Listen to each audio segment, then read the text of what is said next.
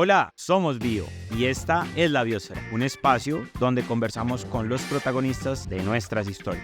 Personas como tú y como yo que se atrevieron a pensar diferente para explorar el mundo de la tecnología y la innovación. Aquí nos encontramos para descubrir todo sobre las finanzas, los activos digitales y el emprendimiento. Bienvenidos. Hola, ¿qué tal? ¿Cómo están?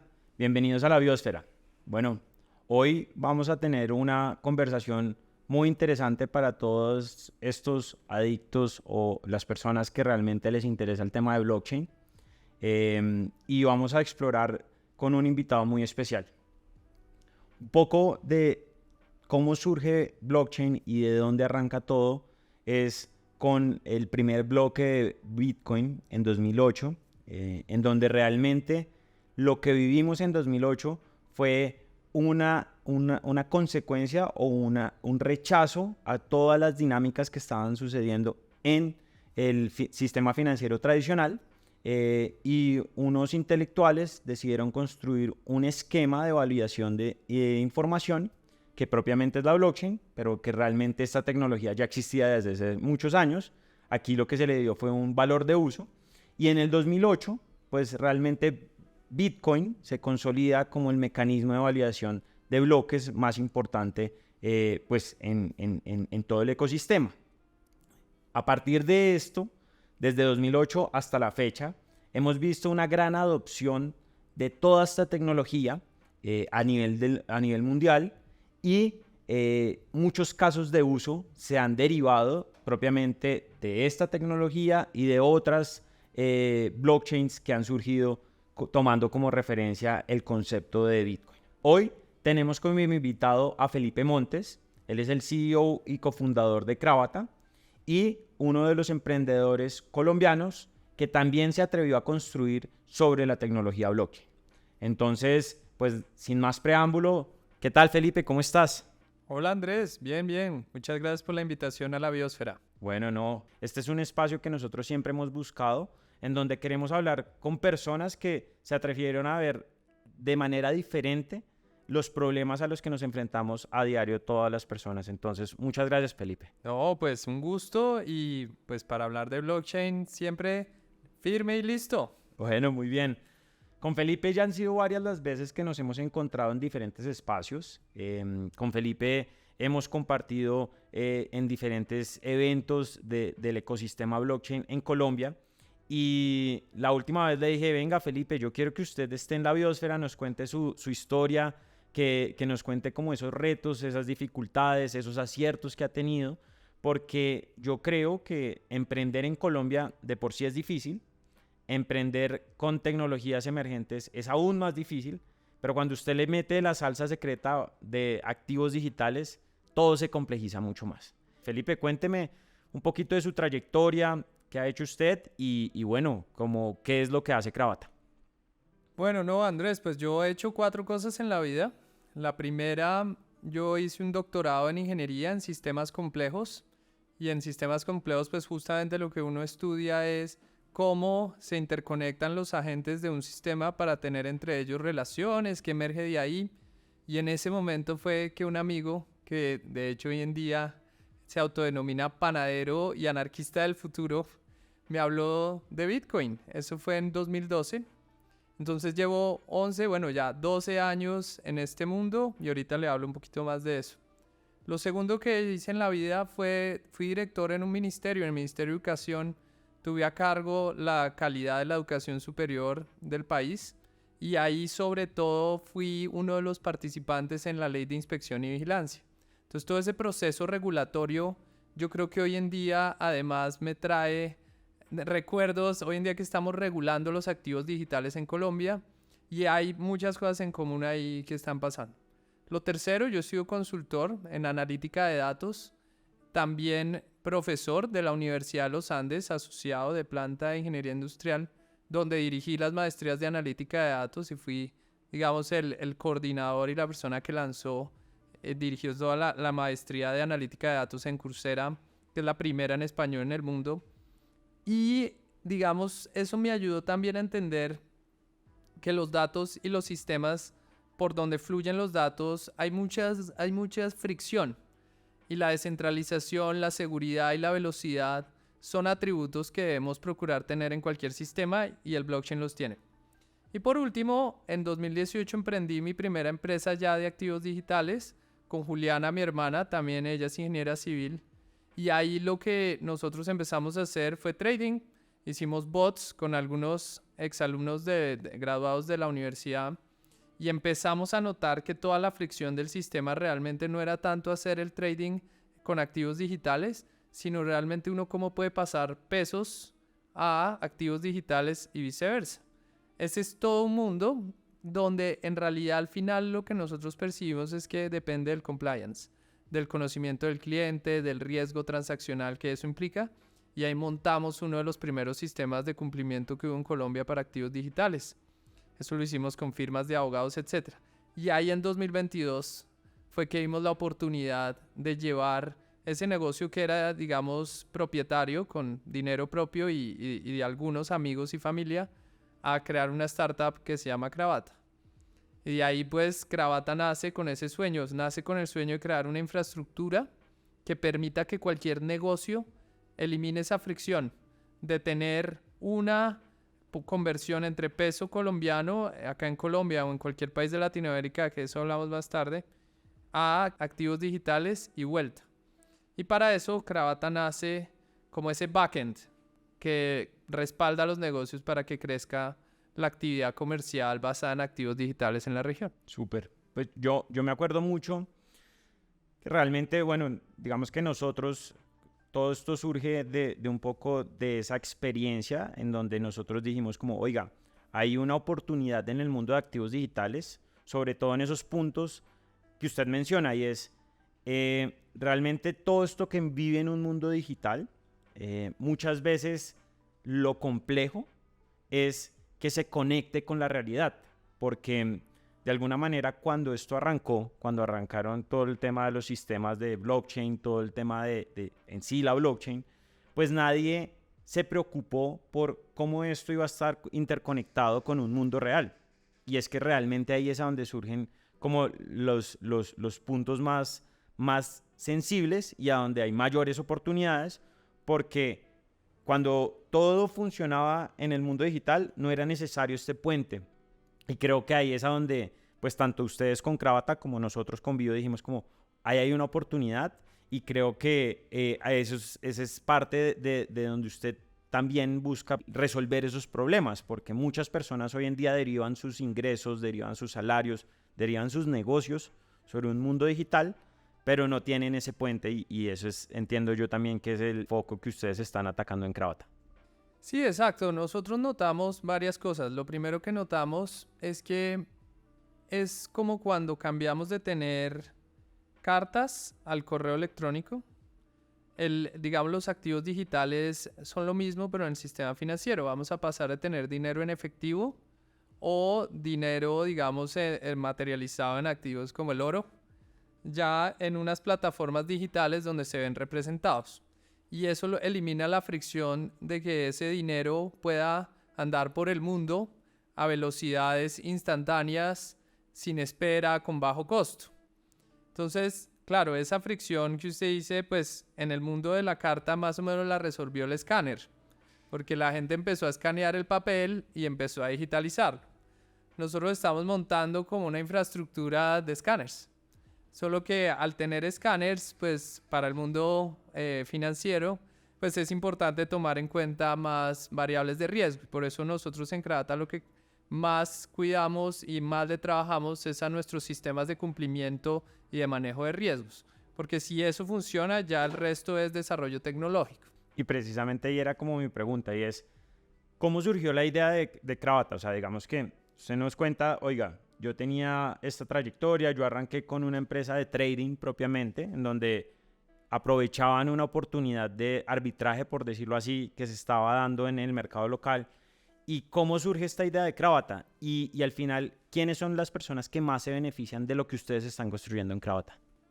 Cravata quiere decir corbatín, porque los corbatines son formales, son seguros y además tienen la forma del infinito, y nosotros justamente a los que queremos beneficiar son a los negocios. Nosotros somos una empresa B2B, Nosotros lo que vimos es en el 2020, al final del 2021, es que en Europa, en Estados Unidos, está creciendo la demanda institucional de activos digitales.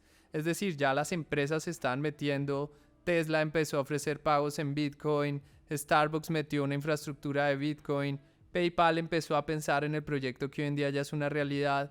Y nosotros decíamos, en Latinoamérica, medíamos y si había una demanda de las personas por comprar y vender activos digitales ya existente, pero casi todo lo estaban haciendo por el peer-to-peer, persona a persona, por WhatsApp y se pagaban en efectivo. Entonces lo que nosotros vimos fue, existe una oportunidad para los negocios porque no hay rieles formales y cuando usted tiene un negocio serio, pues usted no quiere coger una maleta de efectivo e ir a comprar el activo digital, volver, porque pues no va a escalar. Y nosotros nos dimos cuenta que había un vacío en el mercado en Colombia en ese sentido, montar esos rieles formales con altos volúmenes. Y ahí va el infinito del corbatín, es porque Cravata está diseñado para poder manejar altos volúmenes transaccionales. Entonces, así nace la idea. Hicimos, bueno, el modelo de startup, hicimos unas rondas de inversión, inversionistas, digamos, de San Francisco, de varios países de Latinoamérica nos invirtieron. Circle, los de USDC, invirtieron en Cravata en ese momento. Y empezamos, digamos, ya a lanzar nuestra primera plataforma API en noviembre de 2022 con el fin de que los negocios se conectaran y pudieran manejar desde sus wallets a sus cuentas bancarias con todos los altos estándares de cumplimiento, transacciones en altos volúmenes entre pesos y activos digitales. Entendido. Súper. Muchos de los que trabajamos en este ecosistema de activos digitales, digamos que nos enfrentamos a múltiples retos, yo creo que a diario, pero también todos los que estamos construyendo, digamos que cuando nos enfrentamos a estos ciclos de bear market, de bull market, tenemos también situaciones en donde un poco esa visión que nosotros teníamos del negocio cambia. ¿Cuál es esa visión que ustedes tienen ya no a nivel de Cravata, sino qué es lo que va a pasar de cara al futuro en términos de los activos digitales en Colombia y en Latinoamérica? Le voy a contar una anécdota y es Cravata, la primera idea que nosotros tuvimos es que fuera una plataforma para armarle portafolios de inversión en activos digitales a las personas como de altos ingresos. Lo que nos dimos cuenta en 2021, porque una de las personas con las que arrancamos el negocio es un trader, digamos que estudia mucho el mercado, es un trader internacional, es que el mercado iba a caer. Eso ya está predestinado. Entonces nos dimos cuenta que de pronto si nosotros armábamos esta plataforma para portafolios en activos digitales, donde algunos, por lo menos los conocidos son Bitcoin, etcétera, son riesgosos, pero no todos lo son, lo que íbamos a terminar compitiendo contra incluso los mismos fondos de capital de riesgo por inversión. Porque al final las personas que tienen harto dinero deciden dónde meten una parte del portafolio riesgoso, o en startups o en este tipo de Bitcoin, digamos. Entonces ahí fue cuando vimos que además para crear el portafolio necesitábamos hacer lo que se llaman rampas, y es que las personas, pues los inversionistas, los clientes pudieran meter y sacar de pesos al activo digital y poderles dar las ganancias. Y ahí nos dimos cuenta que ese per se ya era un buen negocio. Entonces nuestro primer pivoteo fue ni siquiera habíamos empezado y ya estábamos pivoteando la primera idea. Luego en el mercado bajista, con todo lo que pasó en el 2022 con Terra y FTX, nosotros también empezamos a leer muy bien que, diría yo, que los volúmenes transaccionales en Latinoamérica ya no estaban siendo guiados por el B2C, por la persona natural, sino por los negocios. Y las razones son varias, digamos, una pues que está una actividad muy alta de trading pero a nivel institucional, lo otro que las empresas se metieron en la pospandemia a tener pagos transfronterizos, sucursales en varias partes de Latinoamérica, y obviamente toda la transformación digital se aceleró con la pandemia y empezó a haber mucha más globalización de los servicios financieros y de pagos y de remesas. Y eso se empezó a traducir en cada vez más necesidad de tener stablecoins en el mercado, pero sobre todo para compañías. Y entonces cuando entramos con nuestro negocio B2B de rampas, sí empezamos a leer ese volumen y empezamos a percibirlo. Digamos, yo honestamente admiro personas como ustedes que están en el negocio B2C, porque sí siento que implica un esfuerzo de mercadeo mayor y siento que pues, volver el negocio rentable es mucho más retador, pero si lo logran, digamos, la escalabilidad es mucho más grande. Entonces, en ese sentido, sí, mi total admiración y ánimo para que sigan creciendo su negocio B2C.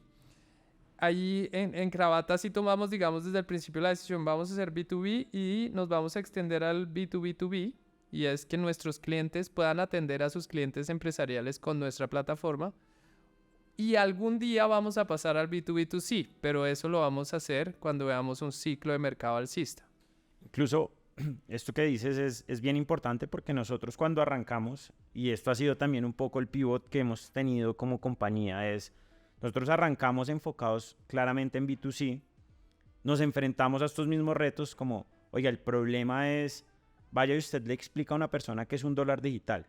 Usted tiene que educarla, usted tiene que básicamente mostrarle cuáles son los beneficios y mostrarle la seguridad y transparencia que está detrás de su negocio. Y creo que esos eran los retos más grandes que nosotros teníamos porque era una tecnología emergente. Y como toda tecnología emergente, digamos que hay unos casos en Colombia propiamente que haber hecho la apuesta por una stable no necesariamente fue una apuesta por una stable, básicamente les acabó todo el negocio, pero igual la idea de negocio era muy buena. Y esto lo hemos visto en múltiples otras compañías que también han querido atacar el segmento retail. Nosotros también, digamos que un poco, ya con esta experiencia de retail, también hemos venido pivoteando un poco más, sobre todo al lado corporativo, porque ya hemos visto esa necesidad de, hablemos, compañías que tienen que hacer pagos a proveedores en el exterior o empresas que prestan servicios para clientes afuera, y uno de sus canales más eficientes en términos de recepción, conversión y rapidez termina siendo activos digitales. Entonces, claramente, nosotros también hemos venido pivoteando el modelo de negocio hacia el lado corporativo, claramente, siempre resolviendo estos pequeños, o más bien, estos pequeños grandes retos, que es el tema de cumplimiento, el tema de quién está del otro lado, porque esas son las cosas que desde el otro lado, de nosotros veníamos desde el camino institucional, fue lo que sabemos que el factor diferenciador, y es que el camino institucional tiene clarísimo eso, y creo que el puente es cuando usted logra mostrarle a los institucionales que estas cosas, pues digamos que este tipo de interacciones se dan en un mundo corporativo y que tiene la misma validez que en el mundo tradicional, del sistema financiero tradicional, porque usted hace casi que las mismas políticas de cumplimiento que hacen los bancos o las instituciones financieras. 2008 a 2015, los que creían en blockchain eran como unos believers que estaban haciendo sencillamente una apuesta y creían en la tecnología. Yo creo que después vino como un poco ese impulso que estaba dando el retail, en donde dijeron, bueno, aquí lo que hay es plata y vamos a montarnos en esto. No entendían, pero querían montarse. Después con el bear market, de alguna manera, se hizo como una depuración de todo este tipo de personas que al final no entendían mucho el sistema o las dinámicas. Y ahorita lo que viene es ya corporaciones, instituciones que están queriendo entrar en este negocio y lo que están buscando es pues propiamente cuáles son este tipo de soluciones que resuelven. Y creo que en ese sentido la visión para mí, sobre todo con esta validación del ETF de Bitcoin, es que van a llegar también muchos institucionales con grandes recursos a hacer grandes inversiones en el sector, y esto al final pues va a beneficiar la adopción de todos, pues a nivel general, a nivel digamos ya de la población en general. Completamente de acuerdo con usted. Digamos que para mí ahorita viene... Voy a hacer una pausita para decirle una frase que me acuerdo que me enseñó alguien un día, y es: lo bueno de vivir en un país, llamémoslo así, el tercer mundo, es que conocemos el futuro. Entonces, si uno se va a 2017, 2018, en los países, digamos, avanzados o de altos ingresos, pues ahí justamente lo que empezó a pasar es que empezaron a salir incluso en Estados Unidos, creo que fue un poco después, como en 2020, circulares y ya actos administrativos que permitían a los bancos custodiar activos digitales. Ese fue un gran hito cuando Citibank y otros bancos ya empezaron a abrir custodias, el mismo Bank of New York Mellon también, y ahí es que, digamos, ya posicionó a Circle muy bien como una empresa de activos digitales licenciada. Pero digamos, todo ese proceso en esos países pasó hace como 4 o 5 años, y yo creo que aquí vamos a llegar a eso. O sea, justamente pues la regulación que uno ve en general en Latinoamérica va encaminada a incluir a las entidades financieras dentro del sector. Entender que el cripto, y le voy a decir así porque sé que así es como lo dicen en este tipo de actos, no es un fin sino un medio, donde realmente no estamos hablando de criptomonedas sino de activos digitales, porque justamente la diferencia entre los dos conceptos es que el activo digital puede ser cualquier tipo de activo que llevamos a un blockchain. Y la digitalización de los activos no es más que una manera de facilitar el hecho de que sean interoperables, de que yo pueda cambiar uno por otro inmediatamente. O sea, ¿qué me sueño yo? Poder pagar una Coca-Cola en este minuto con un pedazo de ladrillo de un edificio que compré ayer en el blockchain y que esa transacción sea inmediata.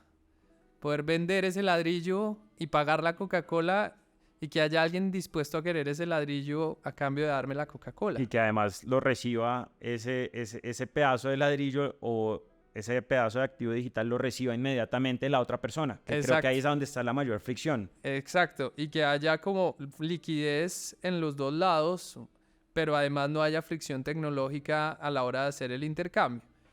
Lo que a mí me parece más lindo y es, digamos, ya como filosófico debajo de eso, pero es también muy económico, es que el dinero al final es un lenguaje.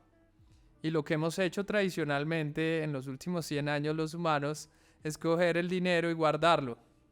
Y entonces lo vamos guardando y lo vamos guardando y lo vamos acumulando en cuentas bancarias, etcétera, y eso o debajo del colchón, y eso lo único que hace es quitarle el lenguaje al sistema. Si en cambio nosotros somos capaces de cambiar ese dinero por activos y tener la mayoría del dinero es en activos, pues todo ese dinero va a ser productivo. No le quitamos lenguaje al sistema, pero además crecemos la economía, y por eso los fundamentos, digamos, de este mundo de blockchain visto desde los creadores de Bitcoin y todas estas personas, es a raíz de crear economías de la abundancia y no donde prima la eficiencia. Es cómo creo yo economías alrededor de cualquier activo. Y eso es lo que se necesita, una muy buena interoperabilidad y unas muy buenas redes y velocidad y seguridad y que no haya fricción para que eso funcione. Ahí está. Ahí está la salsa secreta de resolver el problema al que todos nos enfrentamos en la industria, ¿no? Exacto. Hay una cosa que yo quería preguntarle y es, nosotros también, pues obviamente como emprendedores nos enfrentamos siempre a muchos retos, ¿cierto? Y digamos que un poco es cuando emprendemos en una tecnología emergente como son los activos digitales, pues los retos se amplifican. ¿Cuál ha sido el reto más grande que ha tenido que sortear en este proceso? Y ¿por qué cree que se dio ese reto? O sea, ¿cuál cree que fue el factor que dijo como, oiga, esto tenía que pasar así? Uy, bueno, varios. Emprender, no sé si vio el otro día la entrevista del fundador de Nvidia que lloraba diciendo de las tarjetas de video. Sí. Diciendo que él no volvería a emprender en la vida. Y lloraba, y eso que la acción de Nvidia ahorita está a lo más alto de la historia. Ojalá yo tenga el mismo futuro, pero no, yo creo que el primer reto fue conseguir un buen co-founder. Yo creo que nuestro primer reto fue que nosotros empezamos 3 y hubo uno que abandonó el barco tempranamente, pero era una persona fundamental y hoy en día todavía somos muy buenos amigos y todo, pero ese es un reto grande cuando uno emprende. Digamos, en todos los aceleradoras y cursos que uno va de emprendimiento siempre le van a decir que la razón, la número 1 por la que falla una startup es porque los co-founders se peleen. Entonces yo creo que nosotros lo sobrepasamos, lo logramos, lo hicimos muy bien, pero fue un bajón importante. Además se cruzó justo con cuando hubo todo lo que pasó con Terra y Terra Luna y ese gran desfalco, y al tiempo estábamos levantando la primera ronda de inversión de Cravata y tocó ir y contarle a los fondos mientras pasaba lo de Terra que un co-founder se iba. Sí. Esa no fue tan fácil, esa fue difícil de sortear. La solución fue ir y hablar con 140 fondos en 2 meses y resolverlo como un problema estadístico. Yo siempre he pensado que levantar plata, o eso lo he aprendido más bien en este proceso, levantar plata, conseguir clientes y contratar gente, son 3 problemas estadísticos que se resuelven básicamente yendo a muchos. Si usted va a levantar plata, hable con 100 fondos. Si usted va a conseguir un cliente, hable con 30. Si usted va a contratar a alguien, hable con 20. Digamos, no siempre tienen que ser 100, pero sí se resuelve de esa manera. ¿Eso qué nos fortaleció? Yo creo que nos fortaleció mucho para darnos cuenta cuál era realmente nuestra oferta de valor como equipo. Yo creo que también para darnos cuenta que dentro de Cravata existe, dentro de Cravata para contarle, nosotros somos profesores, pues de background de profesor. Nosotros tenemos 4 profesores, 3 de los Andes y 1 de la Universidad de Chile, en Cravata. Entonces, claro, ese background yo creo que ha servido mucho para educar, que es el segundo challenge que yo creo que hemos tenido muy fuerte. Y es cuando uno está un día en una conferencia de blockchain por allá en Denver o en Argentina, que tuve un día el gusto de conocer a Vitalik, hablando con él, ese es un lenguaje. Pero después va y se sienta con el señor del banco en Colombia a explicarle su negocio, pues ese es otro lenguaje. Y después siéntese con el abogado a estructurar un sistema de cumplimiento, es otro lenguaje. Entonces yo creo que otro reto que es muy interesante, pero es lo que hace el negocio interesante también, y por donde yo creo que hay oportunidad para uno tener negocio y competir, esa es la capacidad de modularidad que uno tenga de juntar esos lenguajes, de modularlos, y además de que el uno entienda lo otro sin uno ser tan extremo. Entonces yo creo que esa es... No, de acuerdo. Un poco hablé como Cantinflas, pero esa es... No, pero es chistoso porque, pues, mejor dicho, digamos que una de las memorias bien interesantes para nosotros fue cuando nosotros le explicamos al banco cuál era nuestro negocio. Entonces, mire, los activos digitales, existe una stablecoin, esta está respaldada por X, Y, Z. Pues muchas veces este comercial que está detrás del mostrador, escuchándole a usted el negocio, pues ni es especialista.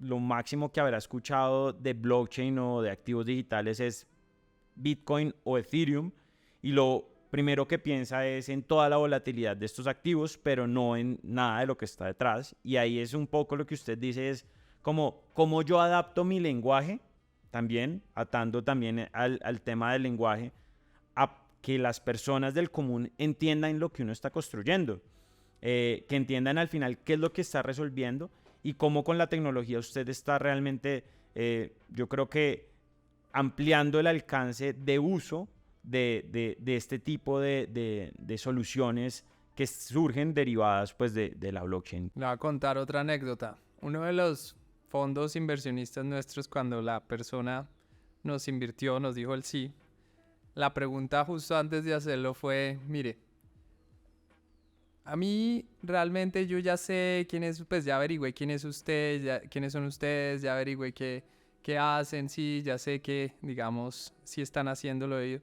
pero lo que yo quiero saber es si usted se va a aburrir y si usted va a renunciar, porque yo en lo que voy a invertir es en su estamina. Esa es su capacidad de resistir, porque yo sé cómo va a ser de difícil hacer, como decía usted al principio, hacer una startup es jugar Mortal Kombat. Hacer una startup en Latinoamérica es jugar Mortal Kombat en hard. Pero hacer una startup en Latinoamérica de activos digitales es jugar Mortal Kombat en insane. ¿Usted cuándo va a durar ahí? Sí. Y al final, esa fue la pregunta. Entonces, claro, ahí pues la respuesta fue, señora, yo no tengo nada mejor que hacer. Pues yo hice un poco mi carrera al revés. La gente va desde los 20 años, trabaja durísimo. No es que yo no haya trabajado durísimo, pero y se retira como profesor. Yo, digamos, Empezó como profesor y yo ahorita empecé más está... un mundo académico, más relajado, donde también se trabaja. Bueno, tuve estos episodios en el ministerio y todo eso que fueron súper fuertes, pero digamos, de profesor ya estaba tranquilo. Pero la curiosidad no me dejaba dormir. Entonces yo le decía, mire, yo ya me podría pensionar. Yo no tengo nada mejor que hacer. Y yo creo que así tiene que ser. Si no, el emprendedor no va a poder sobrevivir. A sí mismo, ni siquiera. Tal cual, tal cual. Porque al final este camino es luchar uno con sus propios demonios y con todas las personas que logran que esto sea posible. Entonces, pues realmente creo que sí, al final es un tema de aguante y como de perseverancia, yo creo. Uno a veces escucha eso de gurús que pues uno como que no sigue mucho, pero al final cuando uno lo está viviendo dice como sí, al final esto se trata de resiliencia. Esa palabra no me gusta en sí, pero me parece potente para lo que uno tiene que vivir diario, porque al final este camino es, usted tiene que chocarse todos los días con las realidades de todo el mundo y además tiene que salir y sonreír a la cámara porque el show nunca acaba. Pero además lo divertido es, pues yo a veces pienso, bueno, y si yo quisiera renunciar, ¿a quién le entrego la carta? Tal cual. Me toca reunir a los 40 que trabajan en Cravata y entregarles la carta a los 40. Y de por ese sí, acto me parece demasiado difícil de hacer. Más tal difícil cual. que en una empresa ir y entregársela al jefe. 100%, Entonces 100%. es un momento, sí, hay que tener una fuerza interior bastante importante al emprender. Localmente se está hablando de un proyecto de ley para regular el tema de activos digitales. Usted que trabajó también, digamos, desde una entidad estatal, ¿cómo cree que al final va a terminar esto? O sea, ¿qué cree que es el siguiente paso que necesitamos? Yo digo que en regulación, más que porque los actores no estemos haciendo las cosas bien, yo creo que el tema es, se necesita establecer unas reglas para que las personas que están desarrollando en el ecosistema, digamos que las cumplan y genere una sostenibilidad, digamos, en general de todo el ecosistema. ¿Cómo está viendo eso? ¿Qué cree que es lo que viene ya en términos del proyecto de ley o de regulación propiamente? ¿Estamos hablando de Colombia o en De general? Colombia. En Colombia, pues lo que estamos viendo, yo creo que el proyecto de ley primero va a invitar al sistema financiero a participar de esto. O sea, yo creo que esta idea de que Bitcoin va a reemplazar a los bancos que había en el 2008, yo creo que eso ya está fuera de discusión, por lo menos en Colombia. Entonces lo primero es, yo creo que el sistema financiero va a entrar al sector.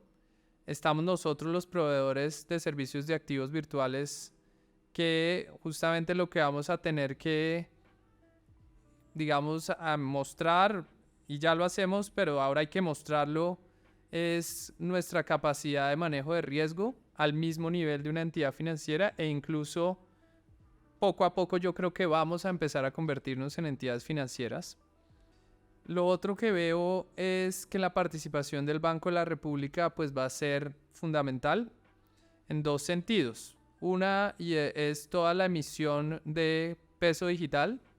El peso digital va a ser una conversación muy interesante porque ahí sí, según el país, la experiencia es distinta. Entonces hay países donde están intentando que el peso, su moneda local digital solamente pueda ser emitida por el Banco Central, así como hay países donde el Banco Central emite un blockchain, donde cualquier compañía puede emitir monedas digitales, que es lo que está haciendo el ecosistema Drex en Brasil. Entonces, siento que en lo que resulte en Colombia, pues va a ser fundamental también, sobre todo para otras compañías. No es el caso de ustedes ni nosotros, pero sí de otras que están en el negocio de emitir monedas estables digitales, peso digital. También veo en el Banco de la República lo segundo es el tema de control cambiario, porque obviamente cada vez que alguien compra un activo digital, ese activo digital pues ya vuela por el mundo, digamos de una manera sin fricción. Entonces, la manera en la cual el Banco de la República y el regulador en general en Colombia empiece a querer controlar o a obtener reportes, o incluso en algunos países se han visto impuestos por esa tokenización, también me parece que va a ser algo que todos vamos a tener que resolver y que hablar y que adaptarnos. Y donde me siento más emocionado es toda la parte de pagos. Entonces yo creo que sí se va a volver muy interesante el hecho de que podamos en Colombia tener ya sistemas de pagos sin fricción, donde lo que hablamos ahorita de la Coca-Cola, donde un pago entre dos colombianos y un pago entre un colombiano y un chileno cada vez empiece a ser más cercano, más rápido y más parecido. Entonces, claro, eso va a habilitar, si usted pone a pensar, por ejemplo, empresas como Mercado Libre. Mercado Libre es una compañía que hoy en día uno no puede comprar mercancía en Colombia a un chileno, pero el problema no es la logística de enviarle lo que compró, sino el problema es el pago. El pago, sí. Entonces, a medida que nosotros vayamos resolviendo los pagos transfronterizos, digamos que yo sí veo que las empresas se van a latinoamericanizar mucho más. Pues tiene todo el sentido porque ese sistema sí es el que ha generado mucha fricción. Ahora, vuelvo y repito, el primer punto es los sistemas de riesgo y de cumplimiento sí se van a tener que adaptar, va a tocar desarrollar más tecnología y también una regulación específica al respecto más potente que digamos lo que hay hoy de SagriLaft, en el sentido que van a empezar a generarse muchos tipos de transacciones que antes no eran comunes. Eso es lo que yo veo por ahora en el corto plazo sobre la regulación. Pero sí me parece bueno, lo otro que veo es que Colombia teniendo una regulación van a empezar a llegar muchas compañías. Total. Que hoy en día no están aquí porque saben que hay mucha fricción. Pero es como el caso de El Salvador. El Salvador, que es un país que pues no es muy atractivo en general. O sea, es un país que ha tenido guerra, es un país que económicamente no es muy activo. Es un país que su infraestructura conflictos internos. Su infraestructura es vieja, digamos, no es un país muy atractivo, pero claramente desde que sacaron la ley Bitcoin hace unos años, pues el ecosistema que se generó en Salvador sí es bastante impresionante para lo que había. Y llegaron muchas compañías, incluso compañías hasta de colombianos se encuentran allá. Sí, de acuerdo. Entonces, aquí yo sí creo que vamos a empezar a importar un montón de servicios de Web3, vamos a empezar DeFi, se va a empezar a ver fintechs también que usan blockchain. Eso va a empezar a mover acá. Y yo creo que eso es parte del interés del gobierno de regular los activos digitales. Y pues eso es bueno para el país. De acuerdo.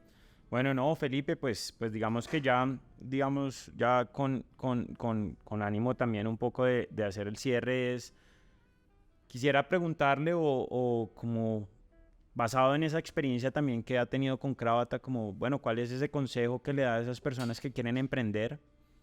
Yo creo que emprender con todas estas dificultades, ¿qué consejo le daría a las personas? Y bueno, pues nada. Sí, yo creo que el consejo que le daría a las personas es, lo primero, yo creo que hay que ser curioso. La curiosidad es, para mí, en mi caso, el motor del emprendimiento. Lo segundo, yo creo que hay que quemar la red todos los días. O sea, todos los días hay que llamar a todas las personas que usted cree que conoce que le pueden resolver cualquier problema que tenga. Yo siento que uno aquí no debe guardar un contacto para más tarde nunca. O sea, hay que perder la pena, pero no solo la pena, sino además aprender y también ser muy generoso. Yo creo que cuando uno es generoso emprendiendo y uno también ofrece su red, también ofrece ayuda, eso va generando unos ciclos de realimentación muy interesantes que lo hacen crecer a uno. Y lo último, yo les diría dos cosas más. Una, emprender como latino puede sonar difícil porque no estamos en Silicon Valley, no estamos en Israel, no estamos en los hubs, pero hay muchas personas aquí que están conectadas con ese tipo de hubs y realmente ya es muy fácil llegar a esos hubs. Entonces buscar, meterse a programas, juntarse, ver dónde están esas personas, no tener pena de escribirles Y por último, lo que les diría que es muy importante es entender que uno se tiene que rodear de gente que es mejor que uno. Yo creo que cuando uno es el mejor del equipo es porque escogió mal el equipo. Entonces uno tiene que todo el tiempo ver cómo habla con el que sabe más, ver cómo, si ya tiene plata, contratar al que es mejor que uno.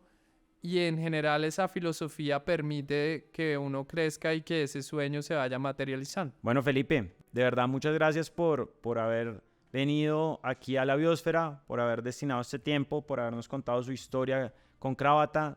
Qué bueno conocer todo lo que están construyendo y todo lo que estamos al final desarrollando a nivel de ecosistema en pro de un ecosistema de activos digitales mucho más fuerte y sostenible.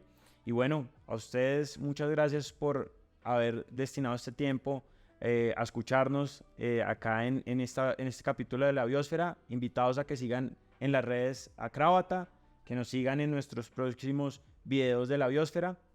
Chao.